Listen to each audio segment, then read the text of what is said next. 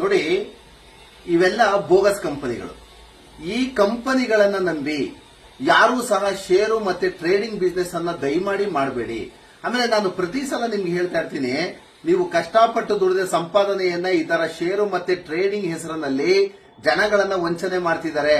ನೋಡಿ, ಇದ್ಯಾವುದೋ IAFL pro ಅಂತೆ. ಇನ್ನೊಂದು ಸ್ವಲ್ಪ ಹತ್ರ ನೋಡಿ, ಇದ್ಯಾವುದೋ IAFL ಪ್ರೋ ಇದ್ಯಾವ್ದಿದು ಬಿಡ್ಜೆಟ್, ಬಿಟ್ಕಾಯಿನ್, ಆಮೇಲೆ Axis, quick fly, IAFL strategy, ಇವೇನೇನೋ ಒಂದಷ್ಟು ಕಂಪನಿಗಳಿದೆ.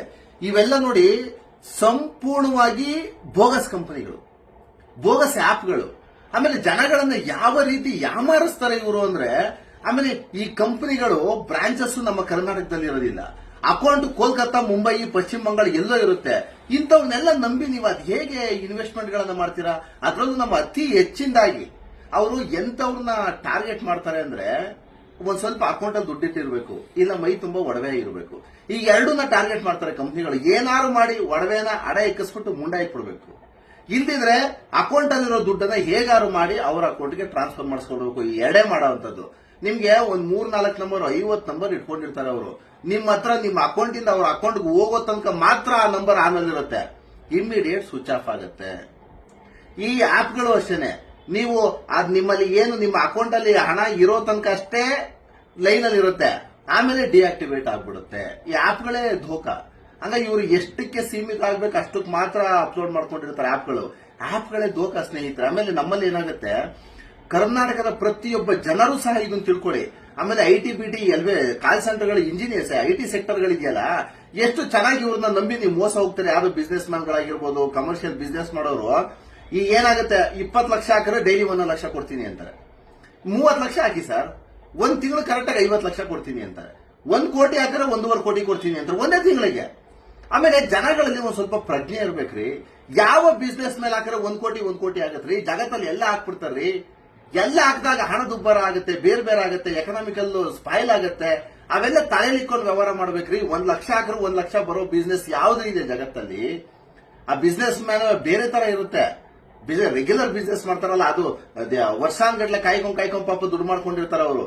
ಈ ನಮ್ಮಲ್ಲಿ ಏನಾಗುತ್ತೆ ಗೊತ್ತಾ, ಒಂದ್ 20 ಲಕ್ಷ 30 ಲಕ್ಷ ಅಕೌಂಟ್ ದುಡ್ಡು ಮಾಡಿಕೊಂಡಿರ್ತಾರಲ್ಲ, ಏನಾದ್ರು ಮಾಡಿ 30 ಮಾಡ್ಬಿಡೋಣ ಅಂತ ಹೋಗ್ತಾರೆ. ಆ 30 ಧೋಕ ಆಗ್ತದೆ. ಆಮೇಲೆ ಸಾವಿರಾರು ಜನದ ಕಂಪ್ಲೇಂಟ್. ಆಮೇಲೆ ಸೆಂಟ್ರಲ್ ಗವರ್ಮೆಂಟ್ ಪ್ರತಿಯೊಬ್ಬರಿಗೂ ಕಾಲರ್ ಟ್ಯೂನ್ ಹಾಕಿದ್ದಾರೆ. ಯಾವ್ದೇ ಒಂದು OTP ಹೇಳ್ಬೇಡಿ, ಅಕೌಂಟ್ ನಂಬರ್ ಕೊಡಬೇಡಿ, ಯಾರೋ ಅನ್ಆಥರೈಸ್ಡ್ ಅಕೌಂಟ್ ಗಳಿಗೆ ಟ್ರಾನ್ಸಾಕ್ಷನ್ ಮಾಡಬೇಡಿ. ಎಷ್ಟು ಎಚ್ಚರಿಕೆಯ ಮಾಹಿತಿಯನ್ನ ಸರ್ಕಾರ ಕೊಡುತ್ತೆ ಹೇಳಿ. ನಮ್ಮ ಯಾರೋ ಕ್ಲೈಂಟ್ ಒಂದ್ 20-25 ಜನ ಇದ್ದಾರೆ, ಯಾವ್ದೋ ಒಂದು ಕಂಪ್ನಿನಲ್ಲಿ ಕೆಲಸ ಮಾಡ್ತಾರೆ. ಆ ಇಡೀ ಕಂಪ್ನಿನಲ್ಲಿ ಇರೋರಿಗೆಲ್ಲ ಮೋಸ ಮಾಡಿದೆ. ಒಬ್ಬೊಬ್ಬರ ಹತ್ರ 20 ಲಕ್ಷ 30 ಲಕ್ಷ 3-4 ಕೋಟಿ ಒಂದು ಟೀಮ್ ಹತ್ರ ಅಷ್ಟೊಂದು ಮೋಸ ಮಾಡ್ತಾರೆ ಅವರು. ಆಮೇಲೆ ದಯಮಾಡಿ ನಾನು ಹೇಳೋದನ್ನ ಅರ್ಥ ಮಾಡ್ಕೊಳ್ಳಿ. ನೀವು ಯಾವುದೇ ಬಿಸ್ನೆಸ್ ಅನ್ನು ಮಾಡಿ, ಏನೇ ಮಾಡಲಿ, ನಮ್ಮ ಲೋಕಲ್ ಅಲ್ಲಿ ಆಫೀಸ್ ಇದೆಯಾ, ನಮ್ಮಲ್ಲಿ ಅಲ್ಲಿ ಪ್ರಾದೇಶಿಕ ಕಚೇರಿ ಇದೆಯಾ? ನೀವು ಯಾರೋ ಒಂದು ಸ್ಟೇಷನ್ಗಾಗ್ಲಿ, ಒಂದು ಕನ್ಸ್ಯೂಮರ್ ಕೋರ್ಟ್ಗಾಗ್ಲಿ ಕೋರ್ಟ್ಗೆ ಕೇಸ್ ಹಾಕ್ಬೇಕು ಅಂದ್ರೆ ನಾವು ಕೇಳೋದೇ ಆಪೋಸಿಟ್ ಪಾರ್ಟಿ ಅಡ್ರೆಸ್ ಇಲ್ಲಪ್ಪ, ಎಲ್ಲಿ ಆಫೀಸ್ ಎಲ್ಲಿದೆ, ಅಲ್ಲಿ ಜೂರಿಸ್ಡಿಕ್ಷನ್ ಬರಲ್ಲ ಅಂದ್ರೆ ಕೇಸೇ ಹಾಕೋದಕ್ಕಾಗಲ್ಲ. ಜನ ಯಾಕೆ ಅರ್ಥ ಮಾಡ್ಕೊಳ್ಳಲ್ಲ ನೀವು? ನಾವ್ ಇಲ್ಲಿದ್ರೆ ನಾವ್ ಏನ್ ಬೇಕಾದ್ರೂ ಮಾಡ್ಬೋದು. ಎಲ್ಲೋ ಇರ್ತಾರೆ, ಫೋನ್ ಸ್ವಿಚ್ ಆಫ್ ಮಾಡ್ಕೊಬಿಡ್ತಾರೆ. ಲೊಕೇಶನ್ ಟ್ರ್ಯಾಪ್ ಮಾಡೋದಕ್ಕಾಗಲ್ಲ ಡಿಪಾರ್ಟ್ಮೆಂಟ್ಗೆ. FIR ಹಾಕ್ಬಿಟ್ಟು ಕೈ ತೊಳ್ಕೊಳ್ತಾರೆ. ಡಿಪಾರ್ಟ್ಮೆಂಟ್ಗೆ ದೊಡ್ಡ ತಲೆನೋವು ಕೇಸ್ಗಳಿವೆಲ್ಲ. ಹಾಗಾಗಿ ನಿಮ್ಮ ಎಚ್ಚರಿಕೆ ನಿಮ್ಮ ಕೈನಲ್ಲಿ ಇತ್ತು, ನಿಮ್ಮ ಅಕೌಂಟ್ ದುಡ್ಡಿತ್ತು, ಅವ್ರು ಆರಾಮಾಗಿ ಇಟ್ಕೊಂಡು ಮಡಿಕೊಳ್ಳಿ.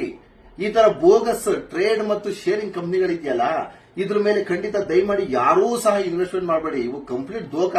ನಿಮ್ಮ ಕೈನಲ್ಲಿ ಹಣಕಾಸಿದ್ರೆ ನಿಧಾನಕ್ಕೆ ನೀವು ಒಂದು ಹಂತಕ್ಕೆ ಹೋಗಿ. ಅದು ಬಿಟ್ಟು 20-40 ಮಾಡ್ತೀನಿ, 40-80 ಮಾಡ್ತೀನಿ ಅಂದ್ರೆ ಇದು ಗ್ಯಾಮ್ಲಿಂಗ್ ಅಲ್ಲ. ಬಿಸ್ನೆಸ್ ಅಲ್ಲಿ ಒಂದು ಸ್ಟ್ರಾಟಜಿ ಇರುತ್ತೆ, ಅದ್ರ ಪ್ರಕಾರವಾಗಿ ನಾವು ಬೆಳೀತಾ ಹೋಗ್ಬೇಕು ಹೊರತು ಈ ತರ ಬೋಗಸ್ ಕಂಪನಿಗಳ ಮೇಲೆ ದಯಮಾಡಿ ಯಾರೂ ಸಹ ಇನ್ವೆಸ್ಟ್ ಅಂತ ಮಾಡಬೇಡಿ. ಆಮೇಲೆ ನಿಮ್ಮ ಕಷ್ಟಪಟ್ಟು ದುಡಿದ ಹಣವನ್ನು ಯಾರಿಗೂ ಕೊಟ್ಟು ಮೋಸ ಹೋಗ್ಬೇಡಿ ಸ್ನೇಹಿತರೆ. Thank you.